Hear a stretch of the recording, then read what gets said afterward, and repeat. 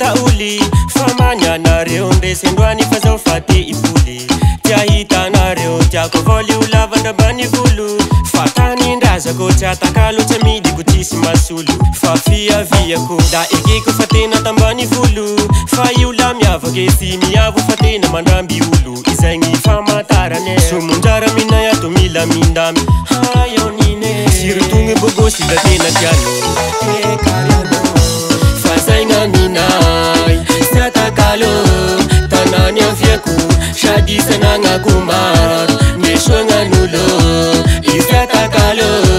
tanany aviako sady sanagnako maro fa zaigna minay sy atakalo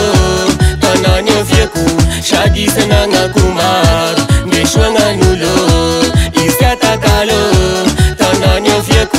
sady sanagnako maro raha tsy fozako aminaye tena akafiziko leo lavagny tiako ho saraye fa io tsy amidiko antanin'olo tegna lamatsiaro agny avao aminay agny baralahy ola tsy mitapo jano ze mandalo tama tany misy olobe io tsy maly zaza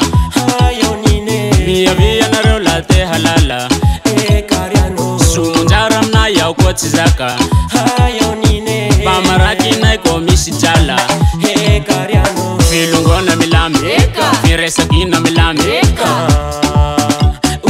zay tsy fozako aminay agny filongona milamy firesakina milame uye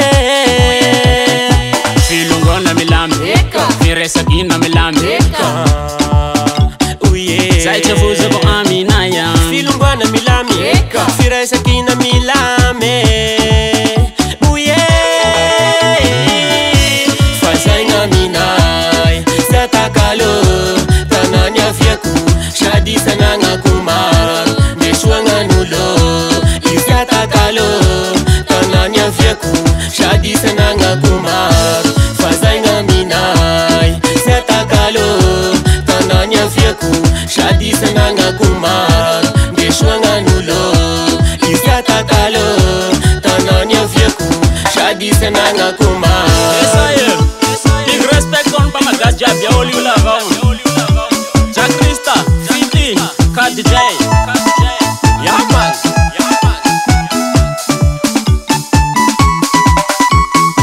filongona milamy firesakina milamy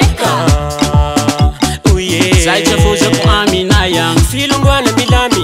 firesakina milame uye filongona milamy firesakina milamy